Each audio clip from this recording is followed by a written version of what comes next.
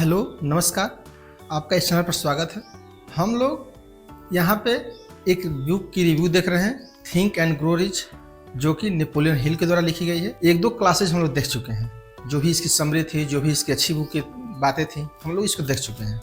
आज हम लोग को देखना है जो उन्होंने 30 कारण बताए थे कि कोई भी व्यक्ति असफल जब होता है तो उसके 30 कारण कौन कौन से हो सकते हैं।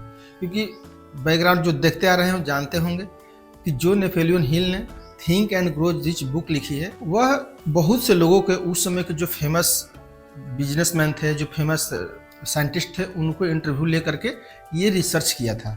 जैसे उस समय के फोर्ड साहब थे, उस समय के एडिसन थे, उस समय ग्राहम बेल थे। ये सब लोगों को इंटरव्यू ले करके एटसेट्रा, ऐसे बहुत से लोगों को ले करके इन्होंने बुक लिखा। खास बात इस बुक की क्या है? खास बात इस बुक की ये है कि ये बुक उस समय लिखी जा रही है जब नेपोलियन हिल के पास ना कोई जॉब है, मतलब जॉब भी छूट चुकी है, उसके पास कोई धंधा भी नहीं है, उसके पास रहने के लिए घर नहीं है, खाने के लिए पैसे नहीं है, एकदम इंसॉल्वेंट हो चुका है, बैंकक्रप्ट हो चुका है। और उस समय इन्होंने ये बुक लिखा, थिंक एंड ग्रो रिच, सोचो और अमीर बन जाओ। आप सोच के देखिए कि अगर ऐसा होता, उन्होंने ये नहीं कहा कि गरीबी सोच रहे हैं, गरीब हैं, क्या करें, कैसे करें। उन्होंने सोचा कैसे धनी बनना है, इसके बारे में सोचा है। और इसी के आधार पर उन्होंने अपने लाइफ में जब ये बुक पब्लिश हुई तो वह बहुत रिच पर्सन हुए। क्यों? क्योंकि उनकी सोच जो थी, उतने गरीब होने के बावजूद भी उनकी सोच थी बहुत हाई लेवल की थी। इस कारण से इस बुक को इतना फेम मिला। तो इन्होंने जो 30 कारण बताए, उद्योगपति का, साइंटिस्ट का, डिफरेंट टाइप्स का जब स्टडी किया और उसके आधार पर उन्होंने बताया, तो उन्होंने जो असफलता कारण बताए थे, तो 15 कारण तो हम लोग पहले क्लास में देख चुके थे। आज हम लोग को देखना है लास्ट के 15, जो कि असफल होने के लिए क्या क्या जरूरत पड़ती है, क्या क्या कारण है उसके लिए, ये सब चीज़ें हम लोग देखेंगे। चलते हैं, देखते हैं पहला, इसमें 16 नंबर का, अति सावधानी। अति सावधानी में उन्होंने बताया कि अति जो होती है, जानते हैं, अति के भला न बोलना, अति के भला न चुप। तो अति जो होती है, चाहे आप अति सावधानी रख रहे हैं किसी काम में तो भी दिक्कत है, और अति से कोई चीज़ अगर सावधानी से काम करेंगे, हो सकता है जहाँ पहुँचना नहीं पहुँच पाएंगे। तो किसी चीज़ में अति मत रखिए कि ज़्यादा आप किसी चीज़ के लिए पीछे पड़ गए हैं या किसी ज़्यादा एकदम सिक्योर हो चुके हैं। और एक चीज़ बताऊँ, सबसे ज़्यादा लाइफ में मुझे दिखता है, मैं ज़्यादा अति सावधानी में रहा कि आवश्यकता से ज़्यादा सावधान रहा, इसलिए थोड़ी सी चीज़ें हो सकती हैं गड़बड़। तो इन्होंने 16 नंबर बताया। नेक्स्ट बताया इन्होंने व्यवसाय में सहयोगी का गलत चयन। उन्होंने ये भी बताया कि जो भी व्यवसाय में असफल लोग होते हैं, उसमें जो आपका मालिक है वो हो सकता है कि सफल ना हो सकता है कि बहुत अच्छा विचार का ना हो, तो भी आप असफल हो सकते हैं। तो इसलिए कोई भी बिजनेस कर रहे हैं, कोई भी दोस्त बना रहे हैं, उन्होंने बताया कि सहयोगी अच्छा रखिए, जो आपके फ्रेंड्स हों वो अच्छे हों, तभी आप कुछ अच्छा कर पाएंगे। नेक्स्ट उन्होंने बताया 18 नंबर पे, अंधविश्वास और पूर्वाग्रह। अंधविश्वास जानते हैं, पूर्वाग्रह है कि कोई चीज़ अंधविश्वासी होंगे तो आपका दिमाग बंद हो जाएगा, कोई चीज़ को सुनना ही नहीं चाहेंगे। कोई भी लॉजिकल बात भी बताएगा, तार्किक बताएगा, तो भी आप सुनना नहीं चाहेंगे। तो उन्होंने बताया कि पूर्वाग्रह मत होइए, किसी कौम के लेकर के, किसी जाति को लेकर के, किसी धर्म को लेकर के, किसी राजनीति को लेकर के, ये आगे बढ़ने के लक्षण नहीं है। इसलिए आप अपने को आगे बढ़ाने के लिए ये सब चीज़ों से ऊपर उठे रहिए।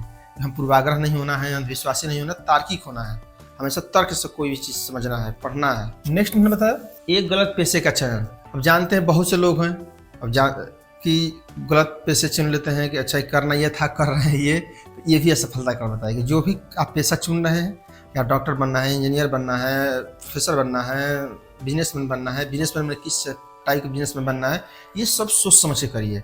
अगर क्योंकि एक बार गलत पैसा आप चुन लिए तो उस पर आप पीछे नहीं हट सकते हैं। नेक्स्ट में बताया प्रयास की एकाग्रता की कमी। नेक्स्ट में बताया कि जो भी आप प्रयास कर रहे हैं उसमें एकाग्रचित नहीं है आप। जैसे होता है ना कि आप बगुले की तरह निगाह रखिए, किस प्रकार से वह मछली के तैरते हुए भी देख लेती है। ओके, तो उस टाइप से आपको देखना है कि एकाग्र रहिए किसी उद्देश्य के प्रति।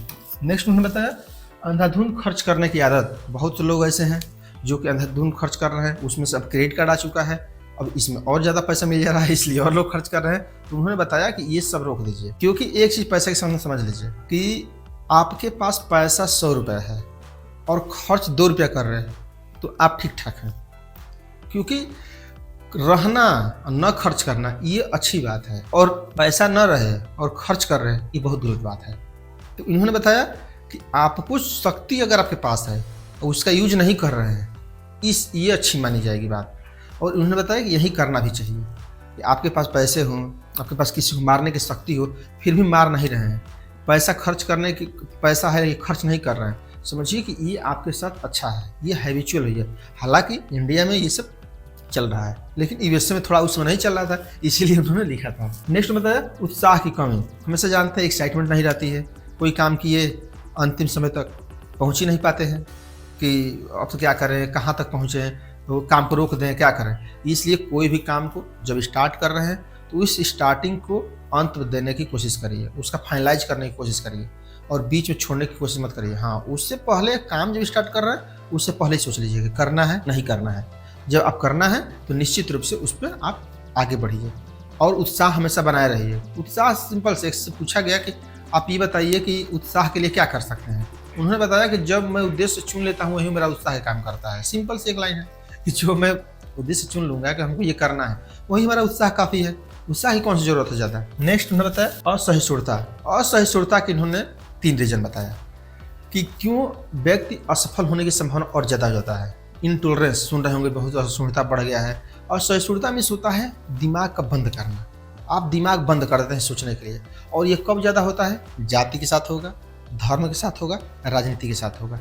ये तीनों चीज़ों में आप यदि असहिष्णु हैं तो थोड़ी सी उसको हटाइए, कोशिश करिए कि आप धार्मिक रूप से थोड़ा हैं तो विचारों को लेने की कोशिश करिए। यदि आप जाति रूप से हैं थोड़ा सा चारों तरफ से विचार को लेने की कोशिश करिए। यदि आप राजनीति रूप से ज़्यादा असहिष्णु हैं तो थोड़ा राजनीति की चारों तरफ से देखने की कोशिश करिए। क्यों?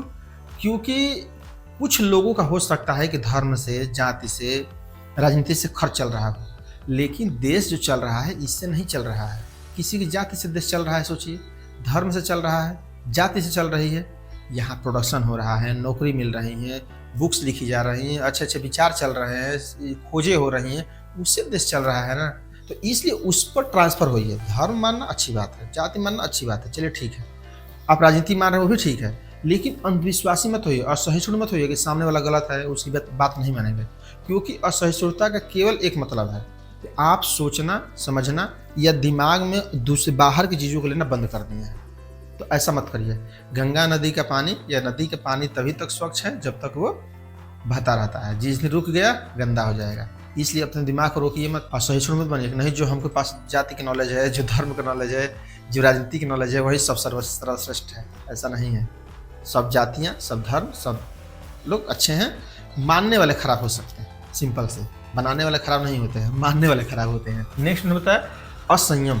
असंयम जानते हैं कि सबसे ज़्यादा असंयम 3 चीज़ों में होता है। किसी को खाने को लेकर के, किसी को चाहने को लेकर के, किसी को नशा को लेकर के, और सेक्स से रिलेटेड। ये 4-5 चीज़ें पर कंट्रोल रखिए। खाने के पीछे तुम दौड़ना नहीं है, नशे के प्रति नहीं दौड़ना है, ओके, सेक्स के प्रति नहीं दौड़ना है, क्योंकि ये असंयम चीज़ है। आप संयमित रह ही नहीं सकते हैं, आप तुरंत हाइपर हो जाते हैं। उसके लिए कुछ भी कर सकते हैं। जैसे नशा है, सोचिए, जो ड्रग्स नहीं मिलते देखते हैं, ऐसा मतलब कि उन लोगों का व्यवहार हो जाता है कि लगता है कि पृथ्वी पर यही एक अंतिम सत्य बचा हुआ है, ये नहीं मिला मर गए। सोचिए, जीवन में ड्रग्स से अतिरिक्त कुछ नहीं है, लेकिन वो एक नशा है, उसी के लिए है। जैसे सेक्स है, उसके लिए देखिए क्या क्या लोग कर देते हैं। किसी का मर्डर कर देंगे, किसी का जमीन जायदाद लूट लेंगे, किसी के मतलब कुछ भी कर सकते हैं। 20 लोग को मारना हो 20 लोग को मार देंगे, समझना है। अब सोचिए, देखिए, एक काम के लिए। तो ये सब चीज़ों से थोड़ा दूर रहिए, क्योंकि ये सब दलदल है। एक बार स्टार्ट हो जाएगा ना, पीछे नहीं लौट पाएंगे। मैं हमेशा कहता रहता हूँ कि कोई काम करने से पहले 100 बार सोचिए, क्योंकि अगर एक बार स्टार्ट हो गया दलदल में फंसते जाएंगे। अच्छा काम कर रहे हैं, अच्छा के दलदल में, खराब काम कर रहे हैं, खराब करने के दलदल में। अच्छा करने के दलदल में फंसिए, खराब करने के दलदल में मत फंसिए। नेक्स्ट उन्होंने बताया दूसरों के साथ सहयोग में असमर्थता। इन्होंने एक बताया चीज़ें कि दुनिया में 2 तरह के लोग हैं। एक हैं जो 2 लोग के साथ रहने से आगे बढ़ते हैं, और एक लोग चाहते हैं कि हम अकेले आगे बढ़ जाएंगे। लेकिन इस बात को ध्यान रखे रहिए, इन्होंने बताया कि 90% लोग 2 लोग के साथ रहने से आगे बढ़े हैं, न कि अकेले आगे बढ़े हैं। इसलिए जिनके मन में ये विचार आ रहा हो कभी जीवन में कि हम अकेले हो जाएंगे घर से, अकेले हो जाएंगे पिताजी से, अकेले हो जाएंगे भाई से, अकेले हो जाएंगे तो हम बहुत आगे विकास करेंगे, या अकेले पार्टनर से अलग हो जाएंगे, अलग हम पढ़ रहे हैं जिनके साथ अकेले पढ़ेंगे आगे नहीं बढ़ सकते हैं, क्योंकि सबसे ज़्यादा असफल लोग वही हैं जो अकेले रहते हैं। अकेले सब आगे बढ़ने की कोशिश करते हैं, और जो अच्छा सहयोगी खोज करके, ढूंढ करके, अपने विचार को देख करके लेता है और साथ बढ़ता है, वो बहुत आगे जाता है। आप कोई भी कंपनी देख लीजिए, उनकी लगभग 2 लोग 3 लोग पार्टनर निश्चित होंगे, बहुत अच्छे पार्टनर, तब आगे बढ़ते हैं।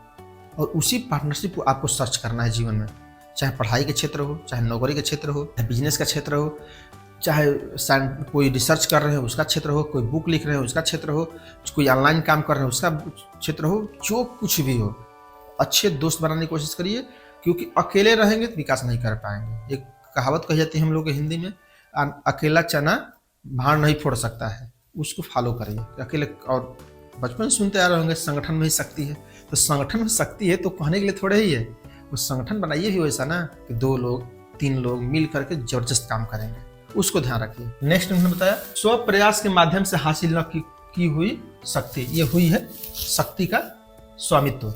इन्होंने सिंपल से बताया इस एक और असफलता का कारण क्या होता है कि बनी बनाई संपत्ति मिल जाना। जैसे कुछ लोग होंगे जिनके पिताजी बहुत धनी होंगे, घर में ज़्यादा पैसा होगा, उनको असफल होने की संभावना थोड़ा ज़्यादा है। अगर अच्छे नहीं निकल पाए तो असफल हो जाएंगे। क्यों ऐसा हो जाएगा? क्योंकि बना बनाया सब मिला हुआ है, अब उनको लिए कुछ करना ही नहीं है, तो वो लोग हो सकता है कि दिमाग उतना न लगा पाए। तो उन्होंने बताया कि कुछ लोग जो बेटे हैं, बेटियां हैं, जिनके पास सब कुछ बना बनाया मिल गया है, तो उनको थोड़ा ज़्यादा जागरूक होना है ताकि वो संपत्ति को बचा भी पाएँ। इसलिए ये ध्यान रखना है कि जिनके पास संपत्ति मिली हुई है वो सौभाग्यशाली हैं, लेकिन उसको बचाना भी एक बहुत बड़ी जिम्मेदारी है, तो उसको भी ध्यान रखना है। ओके, नेक्स्ट उन्होंने बताया जानबूझकर बेईमानी। इन्होंने बेईमानी के संबंध में बताया बेईमानी 2 प्रकार की होती है। एक बेईमानी है जो परिस्थितिजन्य है, जो कि आप पर उसका कंट्रोल नहीं है, जो कि आप अस्थायी करते हैं, वो हो जाता है। दूसरा है बेईमानी जो जानबूझ के करते हैं, अस्थायी है, मतलब हम करते रहेंगे, और वो परिस्थिति जन्य नहीं है, वो परिस्थिति से उत्पन्न नहीं हुई है। तो इन्होंने बताया कि जो परिस्थिति से उत्पन्न नहीं हुई है, जो जानबूझ के कर रहे हैं, जो अस्थायी है, जानबूझ करके जो भी बेईमानी कर रहे हैं, ये बहुत गलत है। क्योंकि जानबूझ कर यदि कोई गलती काम कर रहे हैं, परिस्थिति जन्य नहीं है, तो आप ये मान करके चलिए कि कुछ समय बाद आपको जो धन कमाए होंगे, जो आपके पास शक्ति आई होगी, जो आपके पास नॉलेज आया होगा, जो आपके पास प्रतिष्ठा आई होगी, वह सभी भी कभी भी समाप्त हो सकता है। और हमेशा आपके मन में डर बना रहेगा कि हमने ये गलती काम किया है, ये गलत काम किया है, ये गलत काम किया है, इसलिए हमारा कभी भी नुकसान हो सकता है, और इस डर में आप जी नहीं पाएंगे। तो उन्होंने बताया कि हमेशा बेईमानी एक परिस्थिति जन्य होती है कि परिस्थिति ने हमसे बेईमानी करा दिया, और एक होती है परिस्थिति जन्य नहीं, वो हम चाहते हैं तो बेईमानी होती है। तो जानबूझ के बेईमानी नहीं करना है। परिस्थिति वैसी बन गई कि हमको बेईमानी करनी पड़ी, वो अलग मैटर है, लेकिन अगला दिन तो नहीं करेंगे ना, अगले साल तो नहीं करेंगे, दोबारा तो नहीं करेंगे, ये अच्छी बात है। एक बार बेईमानी हो गई, चलिए ठीक है, दोबारा तो नहीं करेंगे, तो हैबिचुअल नहीं होना है बेईमानी को लेकर के। यहाँ पर मेन कॉन्सेप्ट ये है। नेक्स्ट उन्होंने बताया अहंकार और घमंड। इन्होंने अहंकार और घमंड को रेड सिग्नल बताया है, लाल बत्ती की तरह। ये लाल बत्ती की तरह है, और जब इसको देखें घमंड को और जो ये अहंकार है, शांत हो जाइए, क्योंकि ये सिग्नल है, इसको तोड़ेंगे तो विनाश निश्चित है। इसलिए अहंकार और घमंड को थोड़ा सा रोक के रखिए, ये कभी भी आपको रेड सिग्नल पार करा देगा और आप पर गलती कराने की मौका तुरंत बढ़ जाएगा आपको। नेक्स्ट ने बताया सोच के बजाय अनुमान लगाना। देखिए बहुत से लोग हैं जो कि सोचते हैं, राय बनाते हैं, लेकिन उसके बारे में फैक्ट की जानकारी नहीं रखते हैं कि सही है कि गलत है, ऑटोमेटिक अपना राय बना लेंगे, हाँ ये सही है कि गलत है। अरे जो चीज़ पर आप राय बना रहे हैं, जो आप सोच रहे हैं, अनुमान लगा रहे हैं, उसके बारे में फैक्ट विथ नॉलेज रखिए। ये क्या फैक्ट है, ये सही है कि गलत है, ये कौन सी बुक पढ़ रहे हैं, कहाँ से नॉलेज ले रहे हैं, डिफरेंट टाइप्स की चीज़ों को समझिए, सोचिए, तब जाकर के राय बनाइए। तो बताया इन्होंने कि 29 नंबर पे जो असफलता कारण है, लोग सूचना को, फैक्ट को नहीं लेना चाहते, क्योंकि वो आलसी हैं, वो उदासीन है।